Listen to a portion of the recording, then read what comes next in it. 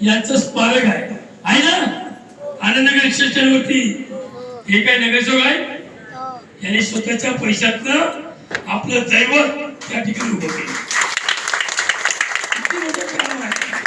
एवढं मोठं दैवत ज्यांच्यामुळे आपण छत्रपती शिवाजी महाराज म्हणतोय, जय हा शब्द येतो, त्या दैवतांना त्या ठिकाणी विराजमान केलं।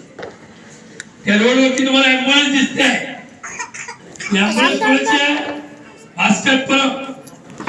ॲम्ब्युलन्स मध्ये आज आपण होऊ नये पण एमर्जन्सी लागते, ती ॲम्ब्युलन्स 24 तास उभी आहे आणि 10 रूम आहे। त्याच्यामध्ये आपल्याला अभ्यास करायला मिळत नाही, म्हणून त्याने अभ्यास केला।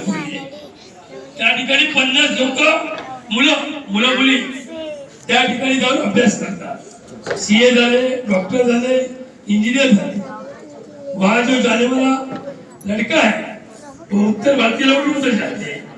तभी तो हम लोग नहीं बोला कि भाई उत्तर भारतीय आओ मत, एम्बुलेंस में बैठो मत, ऐसा तो कभी बोला नहीं। मतलब हम काम करने वाले का। आता मी हे मच्छी मार्केट आहे, तुम्ही सर्वांनी पाहिलं त्या ठिकाणी रस्त्यावरनं साधी रिक्षा जाते।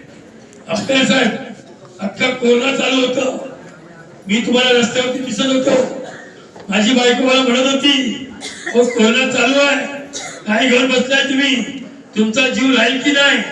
मी म्हणलं लोकांचं काम चालू आहे, मला हा रोड ओपन करून द्यायचा आहे आणि त्या ठिकाणी आपले सगळे मच्छीवाले बांधव आणि फेरीवाल्यांनी माझं ऐकलं, मच्छी मार्केट आपण शिफ्टिंग करून दिलं, ते माझ्या स्वतःच्या पैशाने केलं। तिथे कुठल्या शासनाची फंड नाही आहे। आनंदनगर रिक्षा चालवती ज्येष्ठ नागरिक तुम्हाला माहिती आहे, त्या ठिकाणी मी पण एक सुसज्ज असं ऑफिस बांधलंय। त्या ठिकाणी ज्येष्ठ नागरिक असतात, सामान्य माणूस आणि काम केलं म्हणून दोन्ही भावांनी केलं। हा सक्का भाऊ आहे, मी मावस भाऊ आहे, ती माझ्या मावशीची मुलगी आहे। त्याच्यामुळे 2 भाऊ 26, 27, 28 त्याच्यामुळे तुम्ही सर्व त्याला आशीर्वाद द्यायला उभे आहात। एवढं काम केल्यानंतर जर सुरेखा काही फरक याला विजय झाल्यानंतर त्याला एक ताकद मिळेल, या भावाला ताकद मिळेल, मला ताकद मिळेल आणि काम सुसज्ज असं होईल।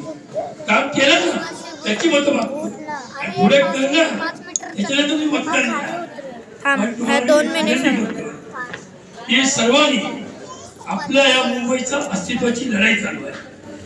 उसमें उत्तर भारतीय भी आएंगे।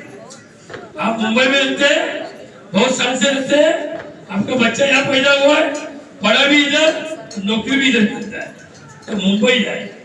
ये मुंबई वंदनीय